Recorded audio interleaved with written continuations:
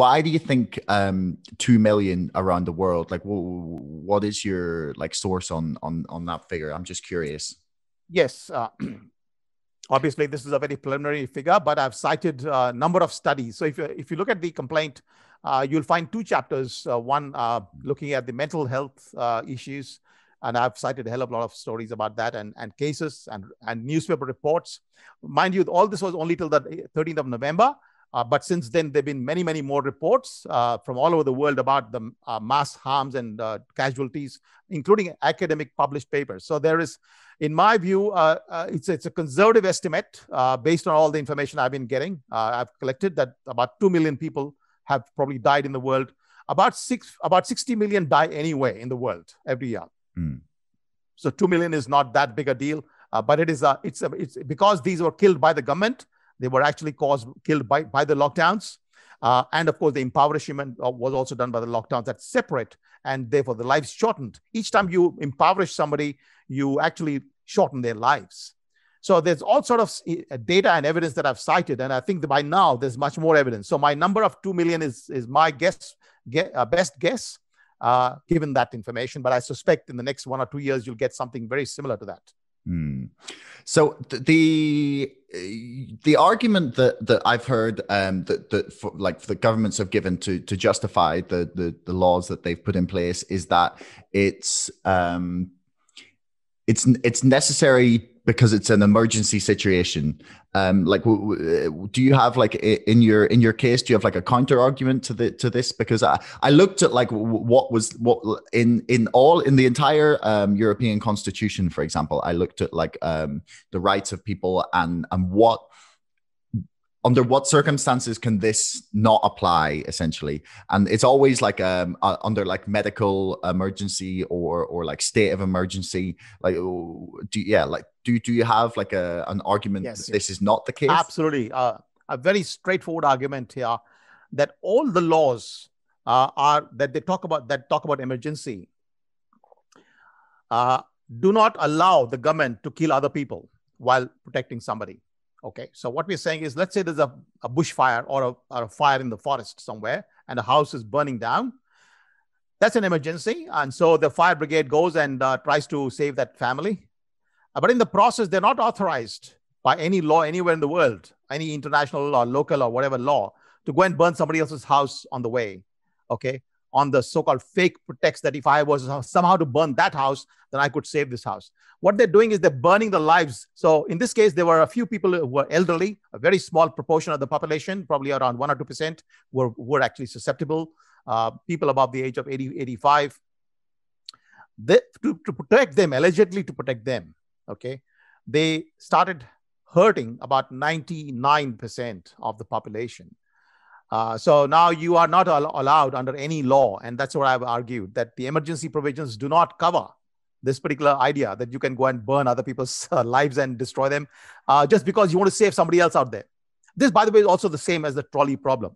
In philosophy, you have a trolley problem, and you have somebody's trying to save 4 people. The trolley is going down a particular way that'll actually kill 4 people. And so now the question is, are you going to kill another person by shifting the trolley? Do you kill 1 person rather than 4?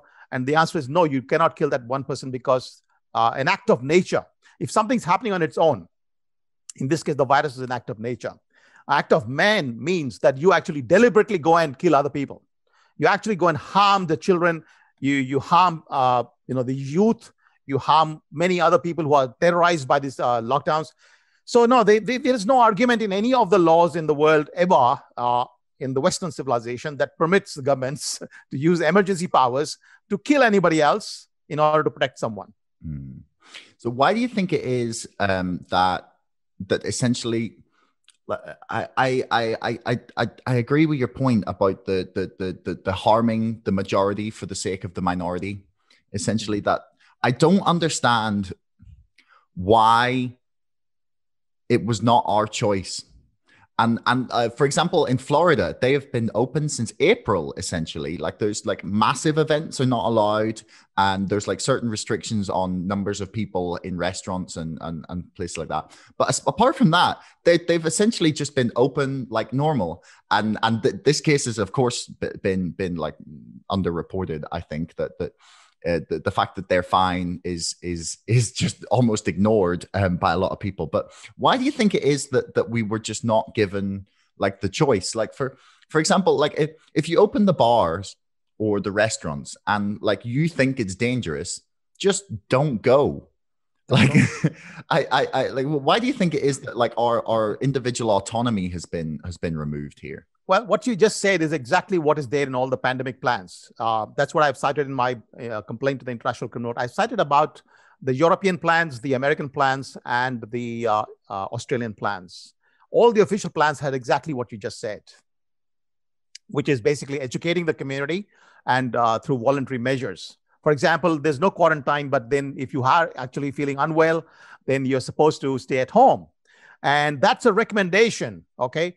And so if, for example, you are actually forced to go to work, then in that case, the government would give you extra money to stay at home, okay? If you are a casual employee or you're very poor and you cannot stay at home because you can't afford it, then the government should pay you money to stay at home. But in this case, the government shut down everything, altogether everything, and said, stay at home and we'll pay you money for sitting at home. Okay. So what's happened here was the complete opposite of what's the official pandemic plans. What you just said in Florida is actually not a good example, because Florida did initially impose lockdowns. I do not agree with Florida. I agree with South Dakota.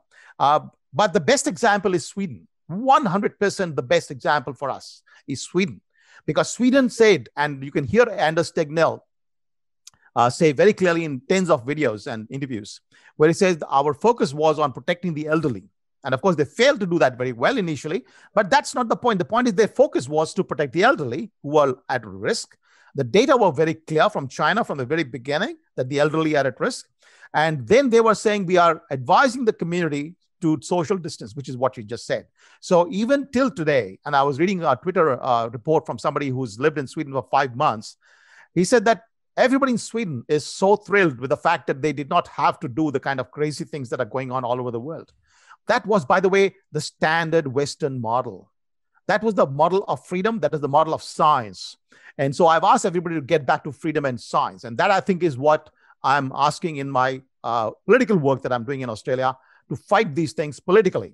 I am creating a coalition. I'm trying to create a coalition of parties that will stand up and defeat these big parties, the Liberal and Labour Party in Australia.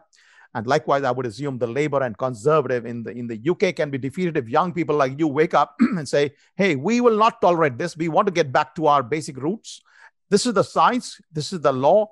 You have no powers to do this kind of thing. And since you have done this, we will actually put you behind the bars. I want Boris Johnson behind bars. I want our leaders in Australia behind bars, because they have harmed a lot of us here in Australia. They have no right to kill and to harm other people in order to allegedly protect the elderly, whom they, by the way, did not protect properly. Because remember, when the government is busy focusing on the young, they are having continuous series of meetings. Hey, this young man is outside. We got to beat him up. And then there's a report and feedback. There's no energy left to actually focus on the elderly, which is why in New York and in Australia and Melbourne, the elderly were actually dying in larger numbers because there was no attention being paid to them. All the attention of the government was there in somehow stopping everybody from going to work and beating up the young when they came out on the streets for, without a mask or something. That was going on here. So because of the diverted energy, these are called untargeted policies. Targeted policy would say, I'm going to protect the elderly. Untargeted say, I protect everybody. In the process, the elderly actually suffer. So that's how, in a book, I've shown how they actually killed more people in Victoria because of the lockdowns than would have died. And that I'm talking of COVID. Okay, they actually died from COVID. About 800 people died here from COVID because they did not protect the aged care homes.